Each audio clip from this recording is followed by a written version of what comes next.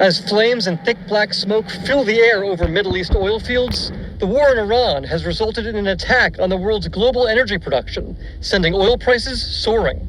President Trump, meeting with the new Japanese Prime Minister, downplaying the increase. Oil prices will go up, the economy will go down a little bit. I thought it would be worse, much worse. The missile strikes across the region show no sign of letting up. Overnight, Israel striking the world's largest gas field in Iran, and Iran hitting energy sites across several Gulf countries.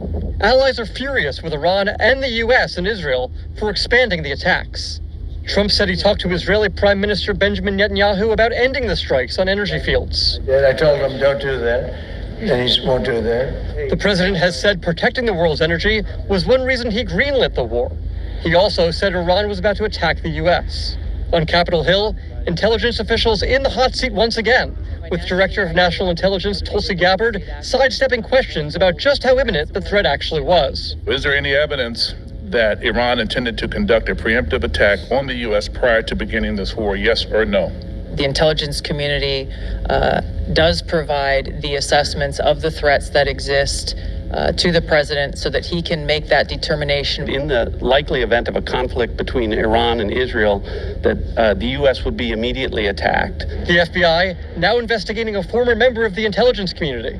A source tells NBC News Joe Kent, who resigned as director of the National Counterterrorism Center because he disagreed with the war, is under investigation for allegedly leaking classified information. The source says the probe started before Kent stepped down. In an interview, Kent saying he knows he will be an administration target. The way I left and writing the letter, that there's parts of his administration that are going to have to come after me and try and discredit me. I understand that. President Trump said today the war will be over soon, but the Pentagon is planning to ask Congress for $200 billion to continue funding attacks on Iranian targets. Defense Secretary Pete Hegseth suggested even more money could be needed, but offered no timetable for when this war could come to an end. Gary Grumbach, NBC News, Washington.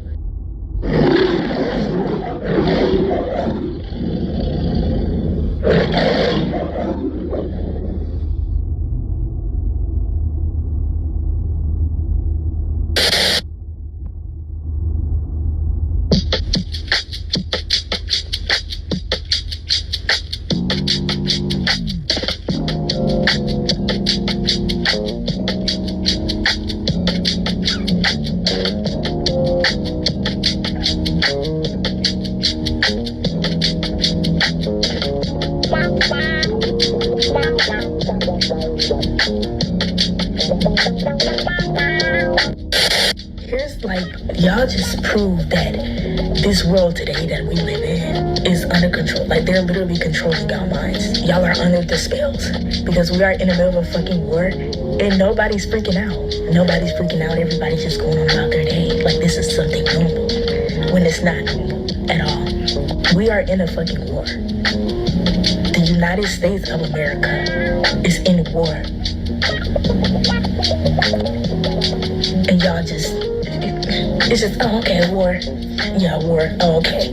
Yeah, this is nothing. This is normal. Yes. We are at risk of losing our lives, and we don't care. That's exactly how the fuck y'all look to me. Because somebody sent me a laughing emoji after I sent a video of the U.S. Navy getting bombed, and they're laughing. Laughing in my face. We need to do better, America. Y'all be like, oh, the world is so bad and Trump this, Trump. No, it's you. Because you're not doing nothing but sitting there acting like this shit is normal. First the files, now war, and everything's just normal. And y'all want to call us crazy? Okay, all right.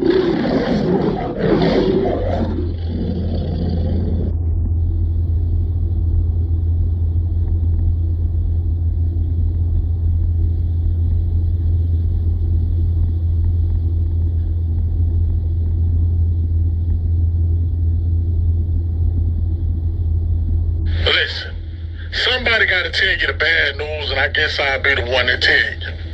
They coming for your kids. As you all heard, all American allies are not going to pitch into this Iran war. They're not giving their soldiers, they're not giving no equipment, they don't want nothing to do with this war. They said it has nothing to do with them. America and Israel, you are on your own. So guess what? You got it. They're coming for your children. You're going to get phone calls, and you're going to start getting some letters in the mail asking for your kids to report. Because last year when they put that draft in place, they knew what they was doing. They knew this shit was finna get ready to happen. I don't care what nobody says. All this shit was written. Listen, I already think it's fucked up that they send army recruits to these high schools to get inside these young kids' head. Oh, we'll give you $50,000 signing bonus. We'll give you $100,000 signing bonus, and we'll pay for your schooling. All you got to do is join. Dancing around with your kids, holding money up to their ear, and ain't no kids will fall for that shit just like that because they ain't really paying attention to what's going on in the world. They're playing on vulnerable minds, and it's about to get ready to happen. While your kids is out there on that fucking battlefield, Byron Trump, whatever, however you say his name, all these motherfucking leaders, kids are getting the best education possible so they can be the next leaders of the next generation. They'll never serve a motherfucking day in the military. Oh, Byron is too fucking tall. Fuck that. Throw that bitch out there on the motherfucking line. It's sad to see these parents crying on TV, man, because their kids are losing their life for what? For what? For another fucking country that don't give a damn about them. I'm gonna tell y'all something, man. You need to have conversations with your children and educate them and let them know what's going on in this world. So when them fucking recruits or anybody come up to them, man, tell them to kick fucking rocks and don't give them your phone number. Cause it's about to get bad, man. Cause soon as they put them boots on the ground in Iran, ooh, that shit gonna look like a meat grinder, man. You're gonna see a lot of wrapped up caskets coming back. You're gonna see a lot of mamas and daddies crying because they done lost their fucking children to this bullshit that died for a war that don't make no sense. It don't make no sense. It's no honor in fighting this motherfucking war right here, man. Not for this motherfucker. He won't send his own children to that motherfucker. But they'll sit up there with their suit and tie and talk about we doing good and we ain't doing shit. You send them innocent motherfucking children, man, to go fight a goddamn war, man. For those people's shit, man. That's why you got members of his cabinet now resigning, going against this shit, man. Because they know it's wrong and they know the outcome of it.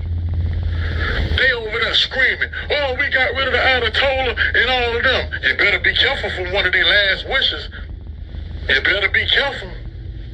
Because them people finna, man, listen, y'all step out there, get it out the morning.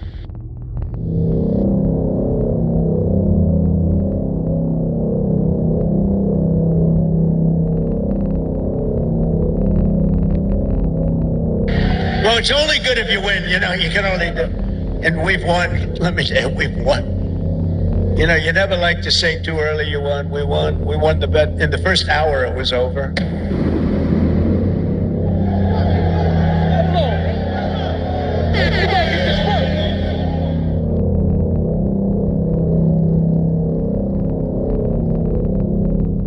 Listen, somebody got to tell you the bad news, and I guess I'll be the one to tell you.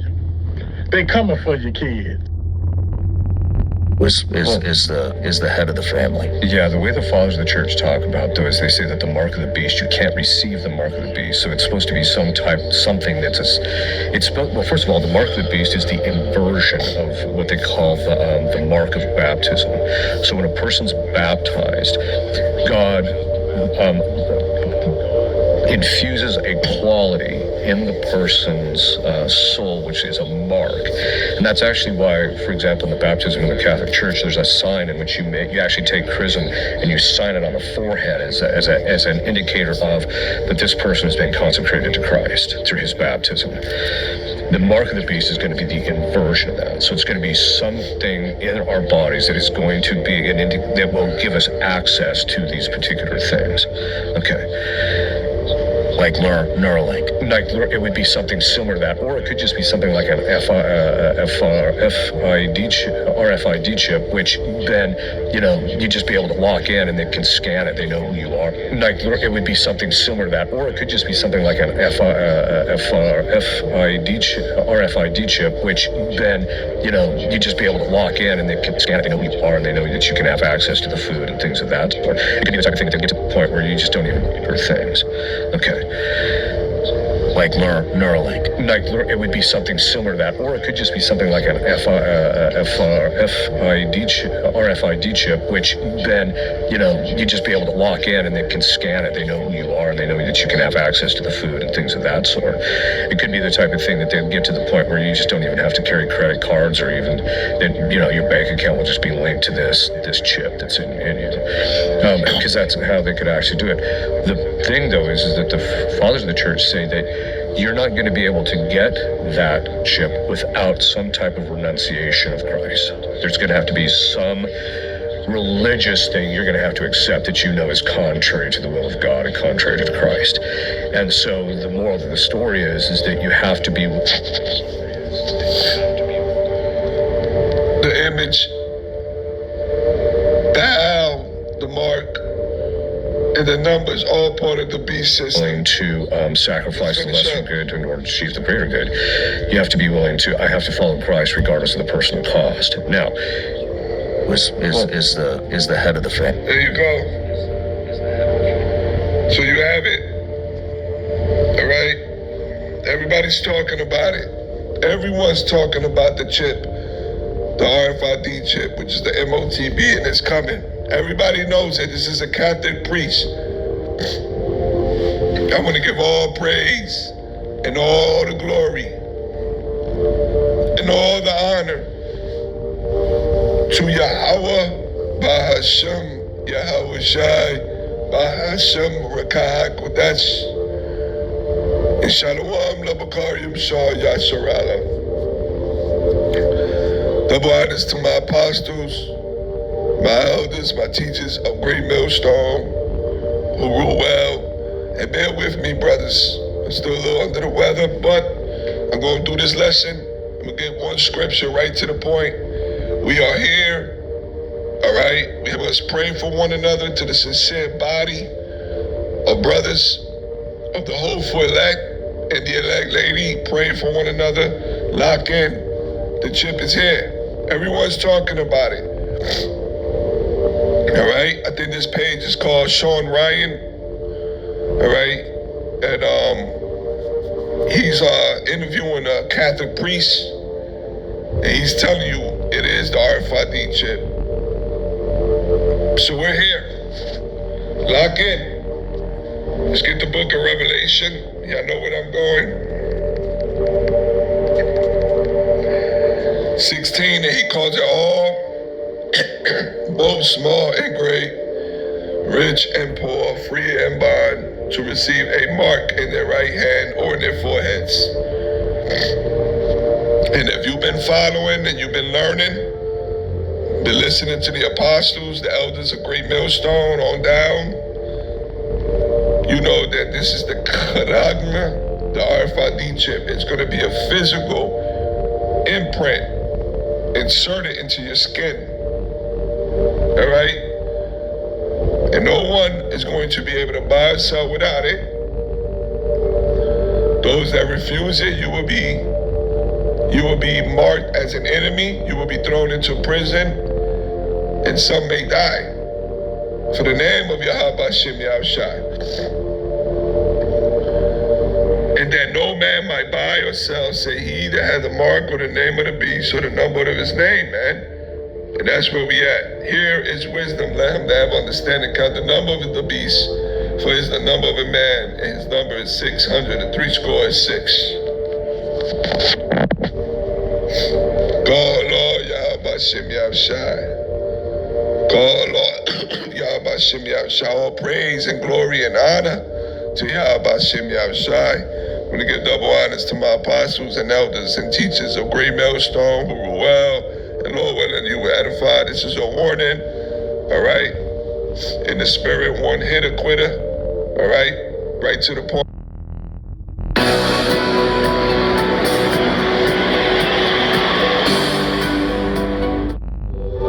cheap flights, insane hotel. Skyscanner really delivered. Remember all that crazy stuff we used to do? Black people lose melanin just being around.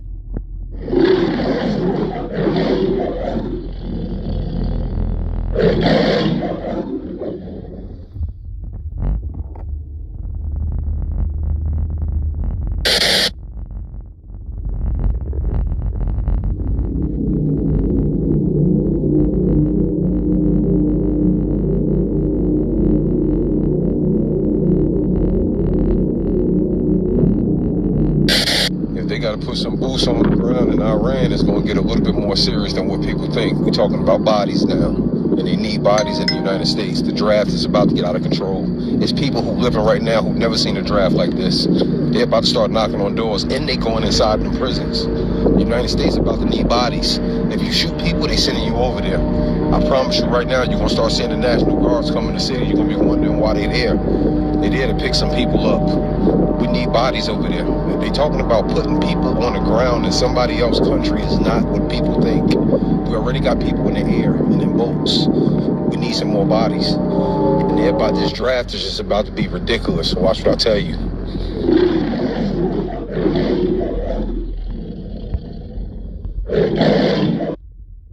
About 10 days after 9/11, I went through the Pentagon and I saw Secretary Rumsfeld and Deputy Secretary Wolfowitz. I went downstairs just to say hello to some of the people on the Joint Staff who used to work for me. And one of the generals called me and he said, "Sir, you got to come in. You got to come in and talk to me a second." I said, "Well, you're too busy." He said, No. He says, "We've made the decision. We're going to war with Iraq." This was on or about the 20th of September. I said, "We're going to war with Iraq. Why?" He said, "I don't know." He said, "I guess they don't know what else to do." So I said, "Well, did they find some information connecting Saddam to Al-Qaeda?" He said, No. He says, "There's nothing new that way. They've just made the decision to go to war with Iraq." He said, "I guess it's like we don't know what to do about terrorists, but we've got a good military and we can take down governments." And he said, "I guess if the only tool you have is a hammer, every problem has to look like a nail." So I came back to see him a few weeks later, and by that time we were bombing in Afghanistan. I said, "Are we still going to war with Iraq?" And he said, "Oh, it's worse than that." He said, he reached over on his desk, he picked up a piece of paper, he said, I just got this down from upstairs, meaning the Secretary of Defense office today, and he said, "This is a memo that describes how we're going to take out 7 countries in 5 years, starting with Iraq and then Syria, Lebanon, Libya, Somalia, Sudan, and finishing off Iran." The truth is about the Middle East is, had there been no oil there, it would be like Africa. Nobody is threatening to intervene in Africa. The problem is the opposite. We keep asking for people to intervene and stop it. And there's no question that the presence of petroleum throughout the region has sparked great power involvement. Whether that was the specific motivation for the coup or not, I can't tell you, but there's always been this attitude that somehow we could intervene and use force in the region.